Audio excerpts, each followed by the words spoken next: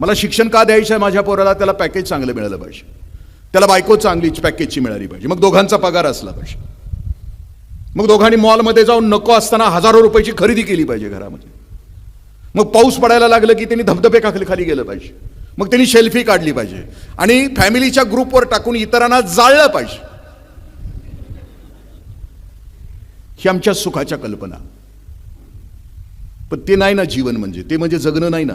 पुस्तकामध्ये काय सांगतात की 1990 नंतर जी परिस्थिती माझ्या देशामध्ये आली, सगळ्या जगामध्ये आली, खाऊच्या नावाच्या संस्कृतीनं आणली. खाजगीकरण, उदारीकरण आणि जागतिकीकरण. बायर्स मार्केट झालं, डिओ, अत्तर, लिपस्टिक वाड्या वस्त्यावर जाऊन पोहोचले. पैसा कर्जाच्या रूपाने माणसाच्या हातात खेळू लागला. ब्रँडेड शूज, ब्रँडेड कपडे, ब्रँडेड मोबाईल याच्यामध्ये माणसं हरवून गेली. 1990च्या अगोदरची पिढी होती ती माइंड आणि मॅटरवर जगायची, त्यांना मन पण होतं आणि ती वस्तूवर पण प्रेम करायची. पण 1990 नंतरची पिढी मात्र फक्त वस्तूवर प्रेम करू लागली, की जे जगामध्ये आम्ही आहोत. 1990च्या अगोदरची जी कुटुंब संस्था होती, त्यावेळेला जन्माला आलेली जी असतील, माझ्या वयाची असतील, मी 65-66 समजा, 70च्या अगोदरची जी पिढी, 80च्या अगोदरची पिढी जी जन्माला आली, आमच्यावर कुटुंबाचा प्रभाव होता, समाजाचा प्रभाव होता. म्हणजे मी गावातनं निघालो आणि मी एखाद्याला शिवी दिली, मी देशमुखाचा मुलगा होतो, माझे वडील आमदार होते, मी एखाद्याला गावात शिवी दिली तर गावातला कुठलाही माणूस माझ्या थोबाडीत मारू शकत होता. गावचा मजूर सुद्धा, निरक्षर माणूस सुद्धा मी शिवी दिली तर माझ्या थोबाडीत मारू शकत होता, कारण मी गावाची प्रॉपर्टी होतो. माझ्यावर कुटुंबाचा प्रभाव होता, माझ्यावर समाजाचा प्रभाव होता. 1990 नंतर संपलं. समूहवादाकडून व्यक्तिवादाकडं माणूस नावाच्या जातीचा प्रवास सुरू झाला. आणखीन कोणाला डिटेल याच्यामध्ये वाचायचं असलं तर मी जाता जाता पुस्तकांची नावं सांगतो. इवान हरारे नावाचा पुस्तक आहे, लेखक आहे, विचारवंत आहे, खूप 45-50 वर्षाचा, विपश्यी साधक आहे सर. विपश्यना केल्यानंतर त्याने ही पुस्तकं लिहिली आणि तो असं म्हणतो सुद्धा, विपश्यना जर मी केली नसती तर ही पुस्तकं मी लिहू शकलो नसतो. होमोसेपियन याचा अर्थ की कालपर्यंत, 1990 पर्यंतचा माणूस. आणि आताची पिढी आहे की आता 2040-2050 साली तुमच्या माझ्या पोटी जन्माला आलेली लेकरं आहेत, त्यांना होमो डेस असं तो म्हणतो आहे. ती कशी असणार आहेत? एआयच्या काळातली पोरं आत्ता, अल्गोरिदमच्या काळातली पोरं आत्ता कशी असणार आहेत? ती शरीरानं दुबळी असतील पण बुद्धिमत्तेनं प्रचंड वेगवान असतील, पण हा प्रवाह आहे त्या लेकरांना नाही थोपवू शकणार. तो असं म्हणतोय की आता जुन्या सगळ्या गोष्टी कोसळून पडत आहेत, नवीन येणाऱ्या गोष्टींचा वेग प्रचंड आहे. एका संक्रमणाच्या स्थितीमध्ये आत्ताची पोरं आहेत आणि त्यांना भयानक भविष्याचा संघर्ष करावा लागणार आहे, वेगवेगळ्या गोष्टींचा. त्याच्यासाठी आईबाप म्हणून आणि शाळा म्हणून, शिक्षक म्हणून खूप मोठी जबाबदारी असणार. काय जबाबदारी असणार आहे त्याची उत्तर पण त्यांना 21व्या शतकामध्ये 21 सूत्र नावाच्या पुस्तकामध्ये दिली. आणि आता नवीन त्याचं आत्ता पुस्तक आलंय 2-3 महिन्यापूर्वी, नेक्सस म्हणून. त्याच्यामध्ये तोच विचार करतो की माणूस नावाची जात या पृथ्वी तलावर सुखानं आणि समाधानानं राहण्यासाठी जगभरातल्या सगळ्या व्यवस्था कशा असल्या पाहिजे, शिक्षण कसं असलं पाहिजे, आरोग्य कसं असलं पाहिजे, उद्योग व्यापार कसे असले पाहिजे, याच्यावर तो विचार करता. मग 1990 नंतरचा जो आहे, 1990च्या अगोदर हम दो हमारे दो, माँ बाप फेक दो, ती कुटुंब संस्था होती. त्यानंतर हम दो हमारा एक बजाज, एकच बाळ्या आणि एकच बाळी, आता तिघांचं कुटुंब झालं. मी ज्या घरात जन्माला आलो, मी ज्या कुटुंबात मी लहान असताना माझ्या घरामध्ये 67-68 माणसं होती, चुलते. आम्ही 7 भाऊ, मला 5 बहिणी, मी सगळ्यात शेवटचा. म्हणजे आपल्याकडे म्हण सुद्धा होती, नक्तं व्हावं पण मी धाकटं झाल्याचा मी अनुभव घेतला. कॉलेज होईपर्यंत मला स्वतःचे पॅन्ट शर्ट मिळाले नाहीत, सगळं अल्टर. कोल्हापुरातले सगळे अल्टर स्पेशलिस्ट माझीच वाट बघायची. येते घरात आम्ही एकत्र आलो दिवाळीच्या आणि उन्हाळीच्या सुट्टीमध्ये की 1 नंबरचा भाऊ 2 नंबरच्या भावाला काम सांगायचं, 2 नंबरचा भाऊ 3 नंबरच्या भावाला काम सांगायचं, 3 नंबरचा भाऊ मला सांगायचं. माझ्या खाली कोणच नसायचं. पण ते खूप सुखी कुटुंब आहे. 2-3 बालविधवा माझ्या घरामध्ये वयस्कर झालेल्या होत्या, चुलती. कारण कुटुंब हे पर्गेशन सेंटर असतं. समाजामध्ये दुःख आणि वेदना झाल्यानंतर, काही अपमान झाला, दुःख झालं, तर पळत घरात येऊन कुणाच्या तरी पदराखाली लपून आसवं मोकळं करण्याची व्यवस्था म्हणजे कुटुंब.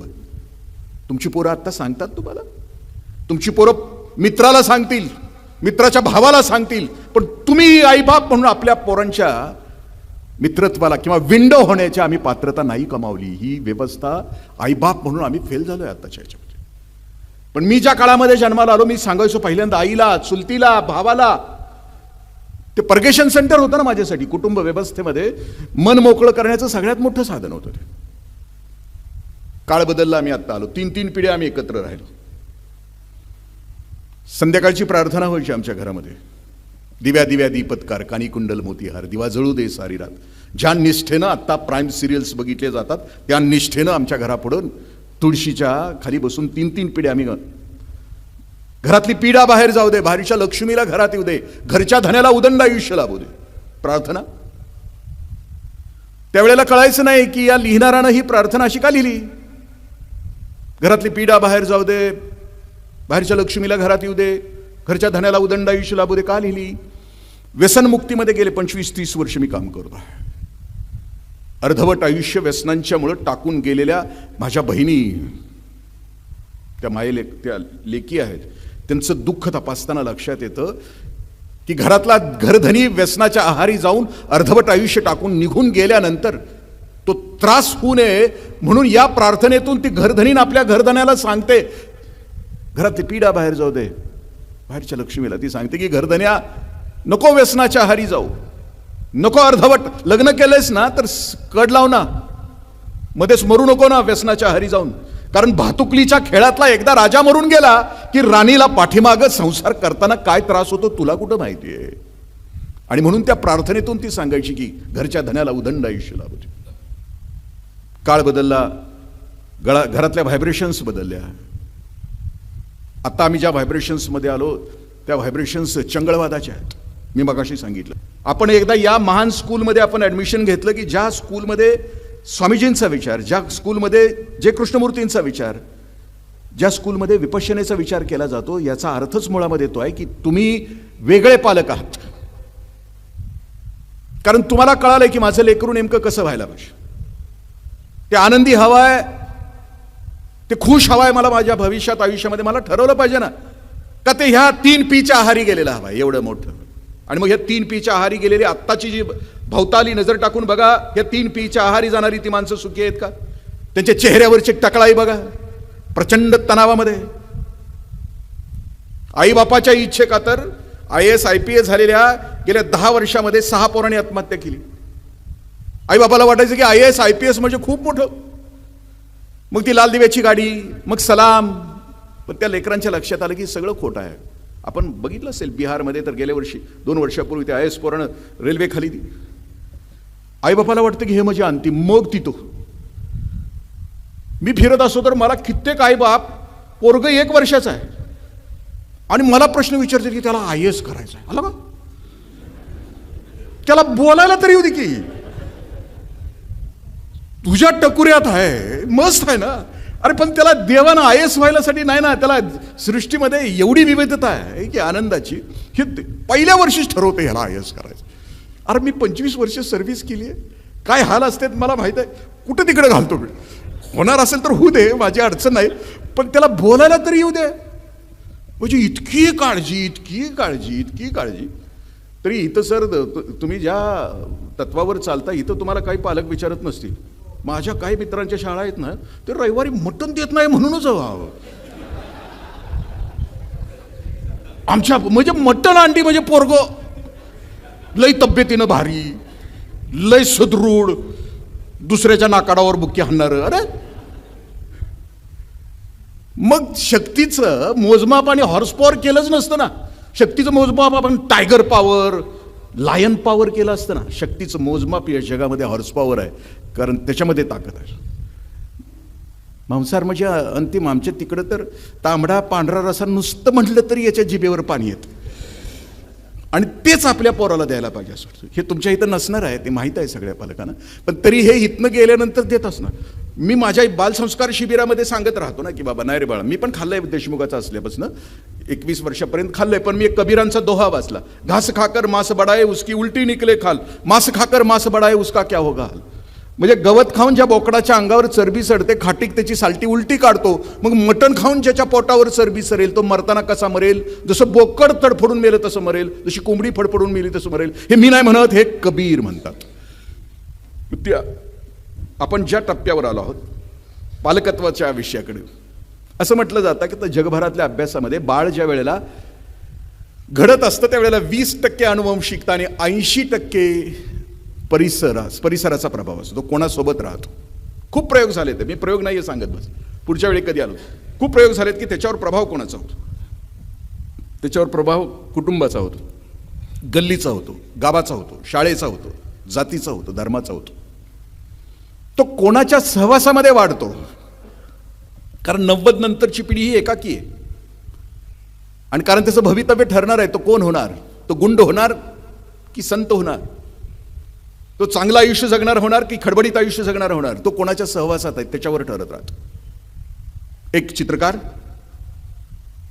तो ज्या वातावरणामध्ये होता त्याला असं वाटलं की आत्ताचं जग खूप सुंदर आहे, एकमेकावर प्रेम करणार आहे, विलक्षण आहे, मानवतेवर प्रेम करणार आहे, सगळे सुखी आहेत, आनंदी आहेत. आणि तो असं म्हणतो चित्रकार, मला आता एक चित्र काढायचं आहे की ते चित्र असेल की ते देव माणसाचं असेल.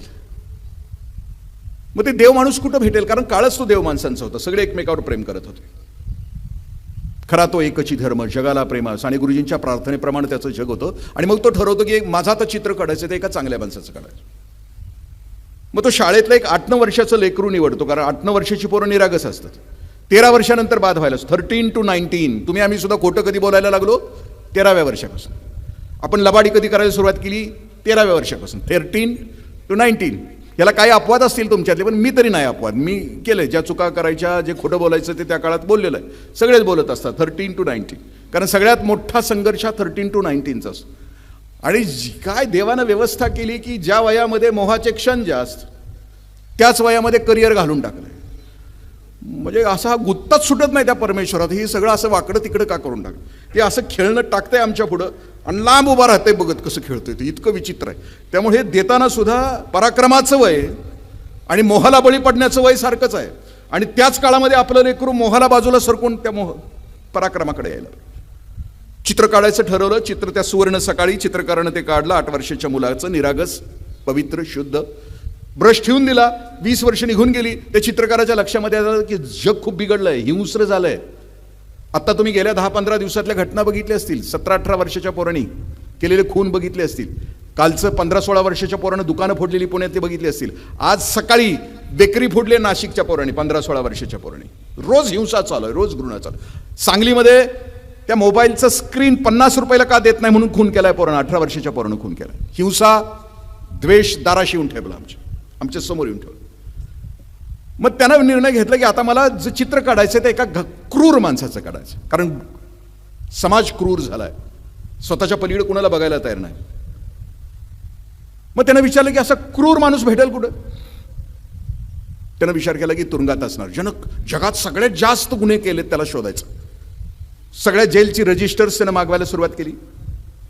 आणि मग एक 28 वर्षाचा तरुण अंडा सेलमध्ये असलेला, त्याच्या हातापायामध्ये काढण्या घातलेला, त्याच्या भोवती 100 पोलिसांचा वेढा असलेला तो क्रूर तरुण त्याला सापडला. आणि आता त्याचं परवानगी काढून त्यानं आता चित्र काढायला सुरुवात केली. ती सुवर्ण सकाळ. 20 वर्षानंतरचं ब्रश. चित्र काढत असताना दोघांनी एकमेकांच्याकडे बघितलं आणि दोघांच्याही लक्षात आलं की आपण पूर्वी कधीतरी भेटलोय. दोघांनी एकमेकाला विचारलं की 20 वर्षापूर्वी अशीच घटना घडली होती की माझं एक चित्र कोणीतरी काढलं होतं. तोही चित्रकार म्हणतो की मीही त्या लहान मुलाचं चित्र काढलं होतं की देव म्हणून काढलं होतं, पण आज मी राक्षस म्हणून काढतो आहे. 20 वर्षामध्ये त्या पोराचं रूपांतर आम्ही एका राक्षसामध्ये घडून टाकलं. आम्ही सगळ्यांनी केलं. तो आमचा परिणाम आहे. तुमच्या माझ्या घरातल्या लेकरांचा परिणाम बघा, आपल्या लेकरांच्याकडे बघा. आणि मग सुरू होते ती पालकत्वाला सुरुवात होते. आम्हाला आमचा भवताल चांगला करायचा, पण एक चांगला पालक म्हणून आपल्या कोणत्या जबाबदारी असतात. मी लग्नाच्या अगोदरची माझी आणि बायकोची पहिली बैठक झाली. त्या बैठकीत आमचं ठरलं होतं त्यावेळेला, मी माझ्या बायकोला सांगितलं की आपल्या घरात टीव्ही नाही असणार, आपल्याला चांगला आईबाप व्हायचं, आपल्या पोरांना चांगलं द्यायचं आहे. आई शपथ, माझ्या घरात अजून टीव्ही नाही आहे. माझ्या बायकोनं मान्य केलं, कारण मी त्यावेळेला टीव्हीचा लॉंग फॉर्म मी करायचो. टीव्ही म्हणजे ताबडतोब वाटोळं व्यक्तीचं, कुटुंबाचं आणि समाजाचं. 3 तास रोज तुमच्या माझ्या लेकरानं सरासरी टीव्ही त्यावेळेला बघितला तर 35,000 खून आणि 72,000 बलात्कार बघायचं हे मी वाचलं. इथलेच एक मोठे विचारवंत होते, त्यांनी सांगितलेलं त्यावेळेला. आणि मग आम्ही ठरलं दोघांनी नाही टीव्ही. मग आता त्याला पर्याय काय, येथे थुंकू नये, मला मनोरंजन माझ्या घरात नाही. मग मनोरंजन माझ्या घरात काय, आता माझ्या घरात तुम्ही आला तर 10,000 पुस्तकांची माझी वैयक्तिक लायब्ररी आहे. माझी लेकरं आज ही लेकरं घरी आली तर आम्ही पुस्तकांच्या विषयी चर्चा करू. रात्रीच माझं बाळ MBBSची परीक्षा देऊन आलं. तो आल्याला मला विचारलं की पप्पा कुठली पुस्तकं वाचू, नवीन कोणती पुस्तकं आली आहेत. माझी मुलगी घरी आली तर आम्ही पुस्तकाच्या विषयी चर्चा करतो. माझं घर मला मंदिर करायचं आहे का, माझी लेकरं मला आतून समृद्ध करायची आहेत का भुरटी करायची आहेत, बाहेरून आता जी दिसत आहेत ना चमकोगिरी करणारी, का त्याच्या पलीकडचं आतून जगातल्या सगळ्यात उच्चतम गोष्टीचा रसरशीत आनंद घेणारी कोणती मुलं मला पाहिजे. मग ते ठरवायचं असेल तर आपण कोणत्या प्रकारचे पालक आहोत. पालकत्वाचे प्रकार सायकोलॉजिस्टनं केलेले आहेत. पहिल्या प्रकारचा पालक हुकुमशाह प्रकारचा पालक. दहशत असते याच्या घरामध्ये, यांच्या घरामध्ये. मग हुकुमशाह तो पण असू शकते आणि ती पण असू शकते घरात. तुमचं कोण आहे तुमचं तुम्ही बघा, मला तरी काय त्याच्याबद्दल. कारण पालक असं म्हणतं, कारण पु ल देशपांडे असं म्हणतात की लग्न हा एक असा किल्ला आहे की त्याच्या बाहेर असणारे आत जाण्यासाठी धडपडतात आणि आत असणारे बाहेर जाण्यासाठी गुदमरतात. जोडप्यामध्ये काही जोडपी मेड फॉर हिमसेल्फ असतात, म्हणजे ती त्याच्यासाठी जगते. काही जोडपी मेड फॉर हरसेल्फ असतात, म्हणजे तो तिच्यासाठी जगतो. काही जोडपी मेड फॉर इच अदर असतात आणि काही जोडपी मॅड फॉर इच अदर असतात. महात्मा फुले, सावित्रीबाई फुले, बाबा आमटे, अभय बंग, राणी बंग. तुझं पाऊल ते माझं पाऊल, तुझा श्वास ते माझं श्वास. नाना आणि ताई हाणायला हरकत नाही ना. Mad for each other. जे काही करायचंय तुझा श्वास माझा श्वास, तुझं पाऊल माझं पाऊल. 7 पावलांच्या फेऱ्या हे आयुष्यभर पावलांना साथ देण्यासाठी असतात त्यांच्या आयुष्यातल्या. ती तशी जगतात. माझं एकट्याचंच पोरगं नाहीये मी चांगलं करणार, अवघ्यांची पोरं चांगली करणार. ज्या शिक्षिका आहेत ना त्या शिक्षिकांना देवकी होता येतं आणि त्याबरोबर यशोदा सुद्धा होता येतं. दरवर्षी 40 पोरं वेगवेगळ्या घरातली आपल्या पोराबरोबर अनेकांची पोरं शिकवणं, याच्या सर्व किती जन्माचं पुण्य घेऊन येतात या शिक्षिका असतात ना. मला वाटतं केवढं पुण्य, एवढी पोरं शिकवण्याचं भाग्य त्यांना येतं. हुकुमशाह प्रकारचा पालक म्हणजे दहशत. ह्याच्या पायांचा आवाज कर्र कर्र आला की पोराच्या छातीमध्ये चर चर. आपण सुद्धा आपल्या आईवडिलांना म्हटलं होतं त्यावेळेला हिटलर आला. 10वी 12वी ती पोरं आपली म्हणतातच हिटलर. संवाद नसतो, खुरटून जातात पोरं, निर्णय घेता येत नाही. जिथं दहशतीचं म्हणजे पालकत्व म्हणजे त्याचं किंवा तिचं कुणाचंही असू द्या, जो घराचा मालक आता आहे तो. बाळाला कुत्रं चावलं, बापाशी नाही बोलू शकला. 2 महिन्यानंतर बाळ बापाच्या मांडीवर रेबीजनं खलास झालं. संवाद नाही झाला. हुकुमशाह प्रकारचा पालक. माइंड आणि मॅटरमध्ये बापानं गाडी आणली नवीन. गाडी खाली पार्किंगमध्ये लावली होती. मुलगा खाली मित्रांच्या सोबत खेळत होता. खेळत असताना मुलानं त्या गाडीवर काहीतरी काढायचा प्रयत्न केला. दगडानं तो लिहित होता त्या गाडीवर. बाप आला, त्यानं बघितलं की पोरगं गाडी खराब करत आहे. पोरापेक्षा गाडी महत्वाची होती त्याला. पोराला मारलं, कारण मॅटरवर प्रेम, वस्तूवर प्रेम. पोराला इतकं मारलं की ॲडमिट करावं लागलं. ॲडमिट करून घरी आल्यानंतर बापानं बघितलं पोरानं काय केलंय गाडीला, म्हणून त्यानं बघितलं तर पोरानं त्या गाडीवर लिहिलं होतं आय लव्ह यू पापा, पण उशीर झाला होता. हुकुमशाह. दुसऱ्या प्रकारचा पालक घाबरट भित्रे पालक. नकार न देणारे पालक. घाबरते काय बाहेर जाऊन केलं तर, नकारच देत नाहीत. नकार देताच येत नाही. ही उमलत नाहीत लेकरं. नकार पचवता येत नाही. समाजातले अपमान या लेकरांना नाहीत पचवता येत. मग 16-17व्या वर्षी कुठल्या तरी मुलीला प्रपोज करतात, ती नाही म्हणते. मग रस्त्यावर जान्हवी तुपे, अमृता देशपांडे, रिंकू पाटील रस्त्यावर खांडोळ्या.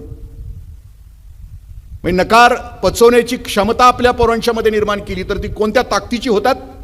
आत्ता या वर्षीच्या 12वी, आता जे वर्ष गेलं निघून, त्याच्यामध्ये 12वीच्या बोर्डाच्या परीक्षेमध्ये उत्तर प्रदेशच्या बोर्डाच्या परीक्षेमध्ये पहिली आली मुलगी. आणि तिची मुलाखत आली उत्तर प्रदेशच्या. त्या मुलाखतीमध्ये दुर्दैवानं तिचं हार्मोन इम्बॅलन्स झालेलं असल्यामुळे तिला दाढी आणि मिशा होत्या. त्याच्या खाली या भारतातल्या नीच नराधमाने तिला ट्रोल केलं. जे ट्रोलर्स आहेत ना, हरामखोर आमच्या आजूबाजूचे, तिच्या बुद्धिमत्तेवर तिला नाही प्रेस केलं, तिला ट्रोल केलं. असंही तू हिमाचल, त्या पुरीला हार्मोनल इम्बॅलन्स.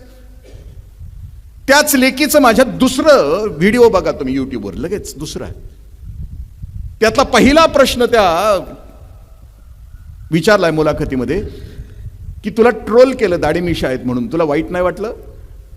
पोरगी लय भारी हसते, लय भारी हसते, तिला शिकवलंय आई बापानी नकार कसा पचवावा, अपमान कसा गिळावा आणि सहजतेनं कसं जगावं. ती पोरगी हसते, ती म्हणते की मी दाढी मिशानं मी अख्ख्या भारतामध्ये फेमस झाले, याच्यासारखं दुसरं कोणतं असेल असं म्हणते. दुसरं उत्तर त्या लेकीचं कोणतं आहे? हे हार्मोनल इम्बॅलन्स आहे. एक गोळी खाल्लं तर निघून जातील दाढी मिशा, आणि ब्युटी पार्लर 5-5 मिनिटावर आहे, संपून जाईल ना विषय. ती पोरगी बघताना बघा काय तिचं संगोपन केलं असेल आई वडिलांनी, काय ती स्वतः समृद्ध झाली असेल. आतून एवढा मोठा अपमान पचवण्याची ताकद, ती क्षमता आईबापांनी कशी निर्माण केली असेल. ही तर पोराचा अपमान आईबापाला आपला अपमान वाटतो आणि ती जगावर तुटून पडतंय. अरे तो आतून, कारण त्याला आम्ही शिकवत नाही ना बाळा. आयरन आणि हातोड्यामध्ये एक आयरन हजारो हातोडे तोडते, पण आयरन शेवटपर्यंत राहते. पचवण्याची क्षमता मी त्याच्यात निर्माण केली तर ते दीर्घकाळ असतं. पुढच्या प्रकारचा पालक आहे तटस्थ पालक. तुझं तू जग, माझं मी जगतो. तू माझ्या जगामध्ये यायचं नाही, मी तुझ्या जगामध्ये यायचं नाही. मी तुझा एटीएम आहे, पैसे माग, वस्तू माग, घे ढिगभर, पण तुझं तू जग. मी ज्या पालकत्वाचं वर्णन करतो आहे ते चुकून कुणाला लागू पडत असेल तर तो योगायोग समजावा. पुढच्या प्रकारचा पालक आहे तो रूढीवादी. हे कायम भूतकाळात असतं.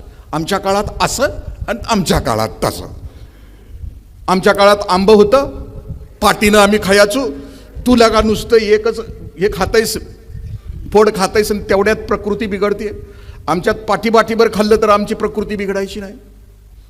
आम्ही खेळायचो इट्टूदांडू, आम्ही खेळायचो. मग ते कायम रूढीवादीच, कायम भूतकाळातच जगतंय.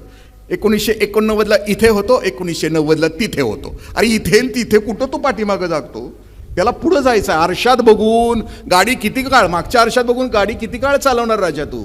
त्याला पुढच्या काचेतनं बघून पुढं त्याचं आयुष्य दिलं पाहिजे ना. रूढीवादी पालक, त्याला पुढं दिलं पाहिजे. आणि सगळ्यात शेवटचं पालकत्व आहे, त्याचं नाव आहे सुजान पालकत्व. झोप यायला लागली? नक्की नाही ना? कारण जेवणाच्या आधी ठेवलंय तरी नानांनी. जेवणानंतर असतं तर मला अंगाईच म्हणावी लागली असते.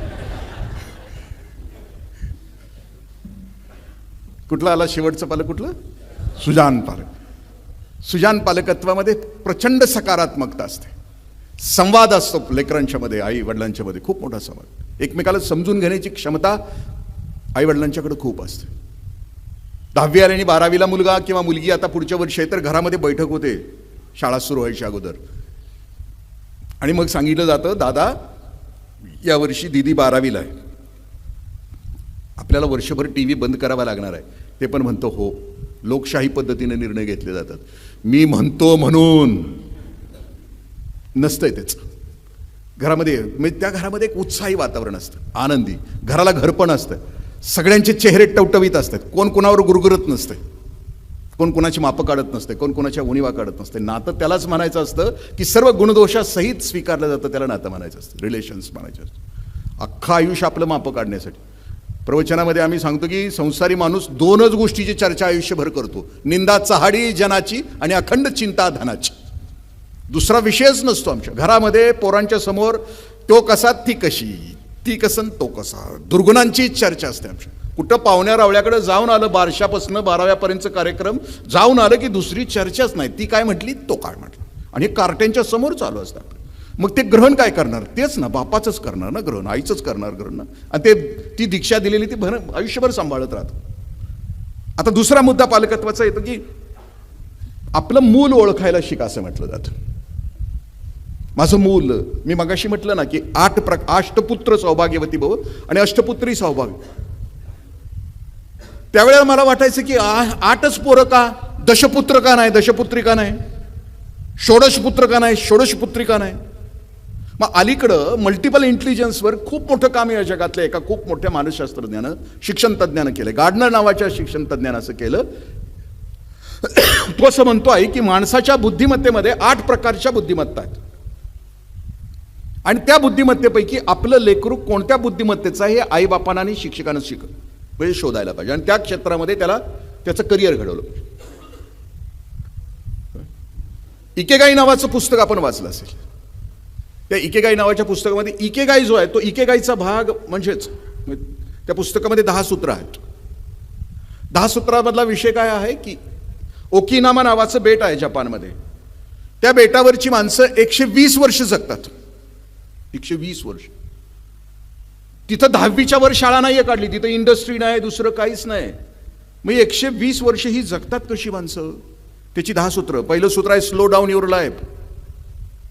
आयुष्याचा वेग कमी करा. हे उठल्यापासून झोपेपर्यंत वकवक वकवक रख रख रख रख भग भग भग भग भग. उठल्यापासून झोपेपर्यंत आणि जन्मापासून मरेपर्यंत हे पळतंयच पळतंय पळतंयच पळतंय, काहीच कळत नाही कशासाठी पळतंय. मग ते सॉल्मन ग्रँडीच्या कवितेसारखं पळतंय. सोमवारी जन्माला येतंय, मंगळवारी मोठं होतंय, बुधवारी लगीन, गुरुवारी पोरं, शुक्रवारी लईच आजारी, आयतवारी येण्यासारखं एमलेस पळत राहतं. मग ते म्हणतात की स्लो डाऊन युअर लाईफ. आपल्याला इकेगाई हा आपला मुद्दा नाही. इकेगाई या शब्दाचा अर्थ आपल्या मुलाचं नेमकी बुद्धिमत्ता कोणती आहे, त्याच बुद्धिमत्ताच्या क्षेत्रामध्ये त्याला त्याचं करिअर करू दिलं तर तो आयुष्यभर सुखी राहतो, तो आनंदी राहतो. कारण खलील जिब्रान असं म्हणतो आहे की तुमच्या पोटी जन्माला आलेली पोरं ही तुमची नाही आहेत, ती तुमच्यापासून जन्माला आली आहेत. तुम्ही त्याचे मालक नाही आहेत, तुम्ही त्याचे पालक आहात. तुम्ही त्याला आश्रित नका करू, त्याला आधार द्या. तुम्हाला हवं तसं त्याला करू नका. त्याच्या फांद्या नका छाटू, त्याच्या मुळं नका त्याची छाटू, त्याचा बोनसाय नका करू. त्याला त्याच्या क्षमतेनं त्याचा विकास होऊ द्या. त्याला उमलू द्या, त्याला खुलू द्या, त्याला त्याच्या क्षेत्रामध्ये उमलू द्या. बाप म्हणून आणि आई म्हणून आपलं कर्तव्य कोणतं की त्याची बुद्धिमत्ता आपल्याला कळाली की त्या क्षेत्रामध्ये त्याचा विकास होऊ द्या.